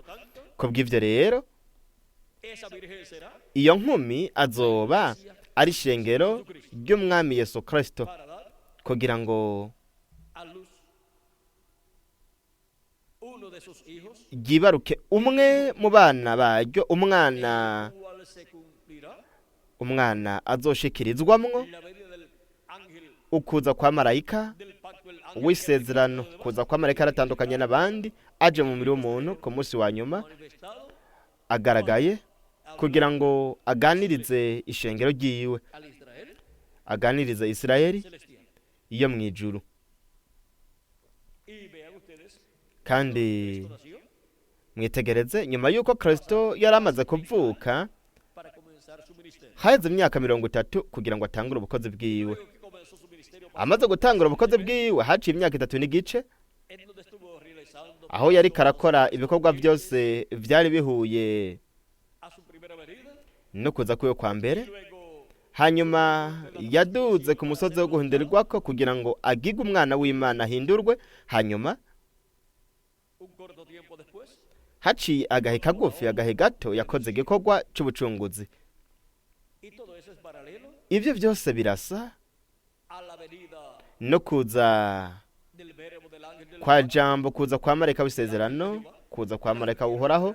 Ukuza kwa marayika aratandukanye n'abandi, aje ku munsi wa nyuma. Ni ukuvuga yuko hazoba agahe kagufi k'imyaka desde el comienzo uhereye de esa manifestación hatanguye uku kugaragara hasta kugeza que llega kugeza a ubwo su venida, azorangiza ukuza kwiwe, llega a coronar su obra nuko akarangiza igikorwa ciwe cuando igihe Cristo Kristo termine de su obra de intercesión azorangiza igikorwa ciwe cyo kutuvuganira mu ijuru, y reclame hanyuma los que él ha akisubiza redimido con su sangre preciosa. abo bose yacunguje amaraso yiwe y'igiciro. El ángel del pacto Marayika w'isezerano, marayika w'uhoraho, que era diferente de demás, marayika aratandukanye n'abandi biciye mu kugaragara kwiwe. Agaragariye mu muriro w'umuntu, azoba ariko arahamagara yegeranya abateruje n'Imana bose bo ku munsi wa nyuma, kandi azoba ariko aravuga ubutumwa buhwanye n'umunsi wa nyuma, buno butumwa bw'icurenga ry'inzamba ry'ubutumwa bwiza bw'ubwami, aribwo buzoba ariko burahamagara bwegeranya abateruje n'Imana bose bo ku munsi wa nyuma. Kandi igihe azorangiza ico gikorwa, nuko rero se llega al momento de y para la adopción hazoba hageze igihe ese hijo de Dios. c'ukuragwa, co guhindurwa kuno mwana w'Imana, El ángel del pacto ari nawe Kristo marayika w'isezerano en el día, azoba agaragariyemwo ku munsi wa nyuma. Cristo dejará el trono interno, Kandi Kristo azova ku ntebe yo kutuvuganira mu ijuru, estará en todo azigaragaza mu mwuzuro wose, yigaragarize muri marayika wiwe ntumwa ku munsi wa nyuma, azomuhindura. y de ahí en adelante Kandi uhereye ubwo ukabandanya, hallaremos tuzobona a Cristo diciéndole, Kristo mostrándole todo amubwira, amwereka ibintu byose ategerezwa gukora no kuvuga, y él hablará. kandi nawe azobivuga, Mira, en ese ibintu bizoshitswa. Muri iyo ntambuko niho visto los milagros y hazoboneka ibitangaza n'utwumiza bikomeye cyane, de la raza humana, ivyo muri kahise k'ikiremwa muntu bitigeze kuboneka. Nubwo habonetse ibitangaza byinshi n'utwumiza, ariko Kristo toda su obra azorangiza igikorwa ciwe, akirangize mu kugaragara kwiwe ko mwa kino gihe ca nyuma. en Kandi manifestación que muri uko kugaragara, ariko kugaragara kuguhindurwa kukoragwa mu mwuzuro, hazoragwa mu mwuzuro abahungu bose n'abakobwa b'Imana, abagize umubiri w'ibanga w'umwami Yesu Kristo. Abavuye mu mubiri bazozoka bari mu mubiri horaho, natwe bakiri bazima tuzohindurwa, twese tuzomera co kimwe n'umukundwa wacu umwami Yesu Kristo. Uko niko rero kuri uno mubumbe w'isi hazoba hahagaze hari Isirayeli yo mw'ijuru. Isirayeli yo mw'ijuru izoba iri ngaha ku isi, kandi azoba ari amamiliyoni y'abahungu n'abakobwa b'Imana bo mu bihe by'ishengero, ibihendwe by'ishengero by'abanyamahanga, hamwe nabo mu gihe c'intumwa, hiyongereye ko n'abatoranijwe bo mu gihe cacu. Kandi uwazoba ari umubiri w'ubuherezi wa Melikisedeki. Abazoba ari abaherezi bazoganzanya na Kristo, umuherezi mukuru wa mu ngoro iri mw'ijuru. Kandi twese tuzoganza ngaha ku isi mu nganji y'imyaka 1000, kandi twese tuzoba turiko turakora imbere yo kugenda dukora mu ishengero rya Yesu Kristo, dukorera mu ishengero rya Yesu Kristo mu gihe cy'ibireka bizifuruka mu bukozi bwa Kristo, ubwo azokorera muri marayika w'intumwa.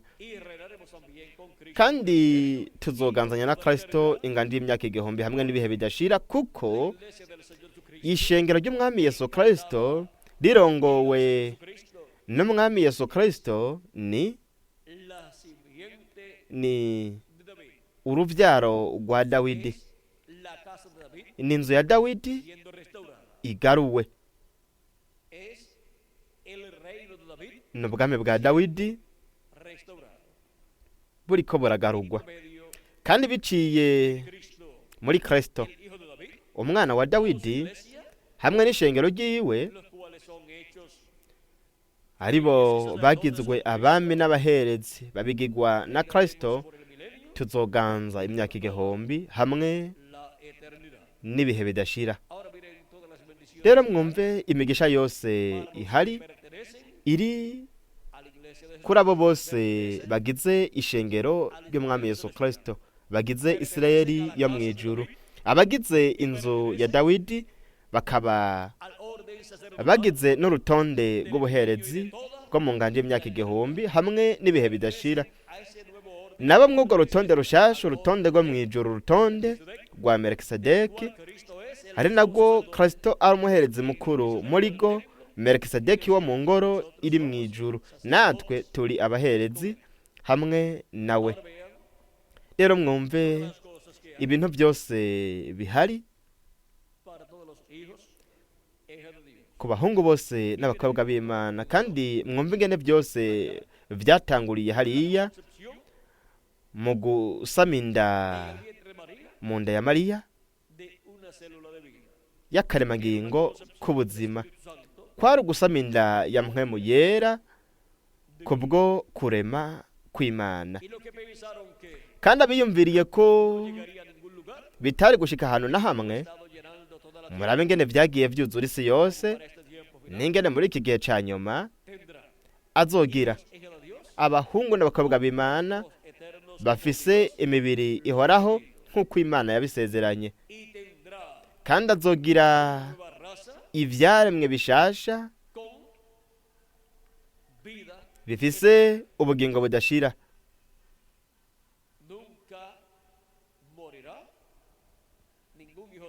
Nta mwana n'umwe w'Imana azopfa igihe azoba ari mu mubiri uhoraho,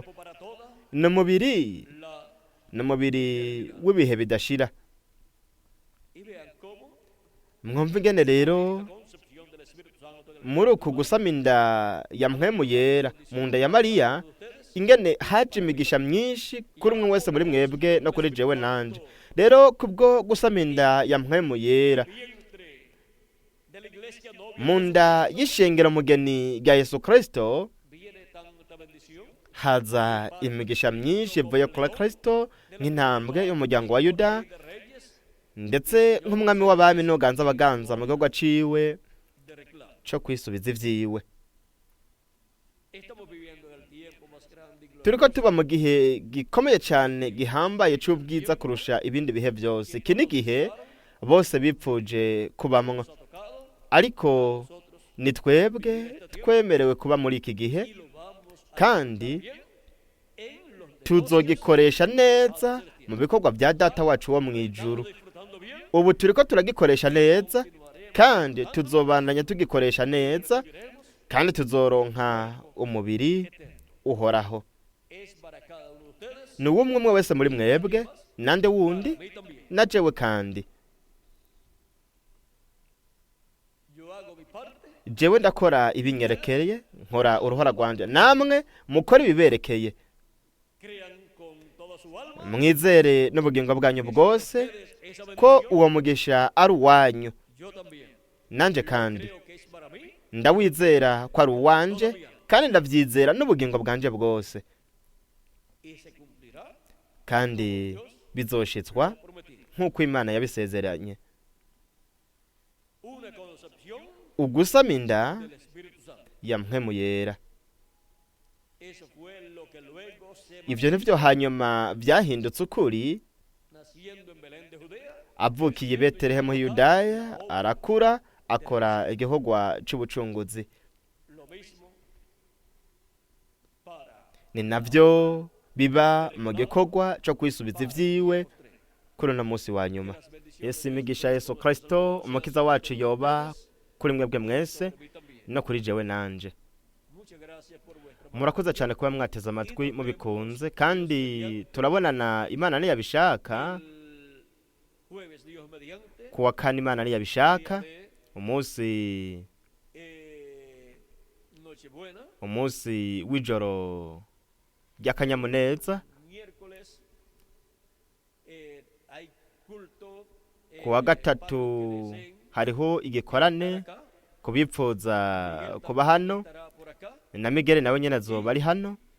Hanyuma el jueves, kuwa kane pues estaremos kuwa a kane la hora que les indiqué en la noche. tuzoba turi ngaha ku isaha Viernes nababwiye yo mw'ijoro, ndetse no kuwa gatanu indiqué a las ku isaha nababwiye saa munani zo ku muhingamo. también estaremos Hanyuma kandi domingo no kuw'Imana naho nyene tuzoba turi kumwe mu gatondo hamwe no ku mugoroba. luego Hanyuma se repetirá el hazisubiramwo wa kane w'umwaka uheze, jueves estaremos kandi kuwa kane hasta que pase tuzoba turi kumwe vida kugeza jueves 31 dusezeye umwaka kuwa kane w'itariki ya 31, ariko kuwa gatanu itariko ya mbere yo kwa mbere ntabwo tuzokorana ku murango, haremos los primeros kuko minutos tuzoba turi kumwe mu minota ya mbere del año nuevo y'umwaka musha, 12 de la noche ariho ari kuva saa sita zo mu ijoro ukabandanya, twisunze ikirangamisi c'abanyamahanga. bueno Ni vyiza. que tengan una feliz Ese mwogira noheri nziza hamwe n'umwaka w'iterambere musha 39 w'igihumbi amajana icenda mirongo icenda n'icenda, que se usa entre los gentiles nk'uko biri ku kirangamisi gikoreshwa mu banyamahanga, kandi si Imana vuba del número yo kuzuza igitigiri de Dios. c'abatoranijwe n'Imana. Luego que los Hanyuma lo completen, imaze kuzuza ico gitigiri, turazi bizokurikira. termina su labor en el Kristo azorangiza igikorwa ciwe mw'ijuru co ko cielo, y ahí se tuvugira, convierte en el león, hazoheza ahinduke intare y'umuryango wa Yuda. Ho pasa niho parte hazoca haba iyo al ntambuko, león de la tribu de Judá, ahazoba intare yo mu muryango wa Yuda, ariko akora igikorwa ciwe co kwisubiza ivyiwe, pues en Cristo azane abapfuye bizera Kristo mu mibiri ihoraho, a nosotros. aduhindure natwe abakiri bazima. Ni vyiza. Esa es la redención Uko ni ugucungurwa k'umubiri, para la redención del cuerpo. kugira ngo umubiri ucungurwe. Ven ustedes todo lo que tiene que Mwumve suceder ibintu byose bitegerezwa kuba tiempo final. muri iki gihe ca nyuma. Ya él pagó, We yaramaze kwishura ikiguzi, no ha hecho el reclamo. ariko ntarisubiza ivyiwe, Él lo hace en abikora tiempo final. muri iki gihe ca nyuma. Eso es lo que él estará haciendo en Ivyo el nivyo tiempo final. azoba ariko arakora muri iki gihe ca nyuma, Número amaze kuzuza igitigiri cy'abo yatoranije. no puede salir del trono Ntashobora kuva ku ntebe yo kutuvaganira, ntashobora kuva ku ntebe yo kutuvaganira ataruzuza ico gitigiri. We nyene ubwiwe yarabivuze igihe yavuga ngo nta n'umwe azozimira, y para que no se pierda ninguno kandi kugira ngo ntihagire n'umwe azimira, y ser colocados bategerezwa rero kwakira ijambo bagashigwa mu mubiri w'ibanga w'umwami Yesu Kristo. Ni vyiza, Imana ibandanye kubahezagira mwese, Imana ibarinde kandi mubandanye mukorera umukundwa wacu umwami Yesu Kristo. nosotros nuevamente Ndongera nsigane hamwe natwe Felix Karo kugira ngo abandanye nuestra parte asozere iki gice cacu muri korona muhingamo, Cristo ashimire Kristo kandi cántico, algunos cánticos anaririmbe indirimbo runaka, nuko así bityo luego twitegure hanyuma continuar kugira ngo nuestra vida tubandanye ubuzima bwacu bwo ku munsi ku munsi, ariko buri gihe ivyiyumviro vyacu cosas de Dios tubihanze ku bintu vy'Imana, twiyumvira ibintu vy'Imana, turindiriye guhindurwa kwacu, kuko nihinjira uwa nyuma, en adelante uhereye ubwo kabandanya, de ahí en adelante Cristo uhereye ubwo kabandanya Kristo hace su reclamo azoca yisubiza ivyiwe, y la resurrección tiene que ocurrir kandi umuzuko utegerezwa kucuba también. hamwe no guhindurwa kwacu. Estamos esperando nuestra Turarindiriye transformación. uguhindurwa kwacu. Yo no me quiero quedar aquí. Jewe sinshaka kuguma ngaha, Uno de ustedes kandi sinibaza yuko hari n'umwe muri mwebwe yipfuza gusigara kuguma mu kabaro gakomeye. Na Kristo ntashaka kutugumiza hano, nos vamos a ir todos twese tuzojana nawe, completito el número de los escogidos. uhuzuye igitigiri c'abatorejwe n'Imana. Nta n'umwe azosigara ngaha ku isi, twese tuzojana na Kristo mu mazimano y'ubukwe Del Cordero. bw'umwagazi w'intama. Así es que no Nuko rero ntihagire n'ikintu na kimwe kibaca intege, o no tengan problemas. mwaba mufise canke mudafise ibibazo, mumenye yuko muri abahungu n'abakobwa b'Imana. Naba mfise ibibazo canke n'abafise ibibazo, Yo soy ndi hijo de Dios. umwana w'Imana. Y cuando llegue Kandi nihashika la transformación, uguhindurwa, nzohindurwa.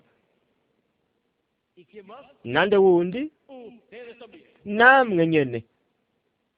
Así es que yo no miro sus problemas Nuko rero sindaba ibibazo vyanyu, ariko ndaba conforme abo muri nisunze ijambo ry'Imana. a sus problemas. Kandi ku bijanye n'ibibazo nabyo nababwira nti mutunganye mutorere inyinshi ibibazo vyanyu. De cada uno Ikibazo c'umwe wese muri mwebwe que les ayude musenge Imana kugira ngo imufashe problema que tenga. gutorera inyishu ikibazo cose yoba afise. Ubuzima bwanyu mu butunganye mu bweze imbere y'Imana, mwiteguriye uguhindurwa kwanyu, kandi mumenye yuko ndabakunda n'ubugingo bwanje bwose, ndabakunda n'urukundo rw'Imana. Na Kristo nawe nyene arabakunda, kandi ndazi yuko namwe munkunda, kandi ko twese dukundana umuntu na mugenzi we, dukundana urukundo rw'Imana. Iki ni igihe c'urukundo rw'Imana. Así es que Nuko rero por nosotros musengeranire, umuntu asengere mugenzi we, kandi mushimire Kristo, musabe Kristo kugira ngo adufashe kuba muri ino minsi ya nyuma canke muri iki gihe ca nyuma, kandi ko vuba twese twohindurwa. Ni vyiza, Imana ibahezagire kandi barinde mwese. pasen todos Mwese mugire umugoroba mwiza, kandi naho mu gikorane gikurikira Imana niyabishaka.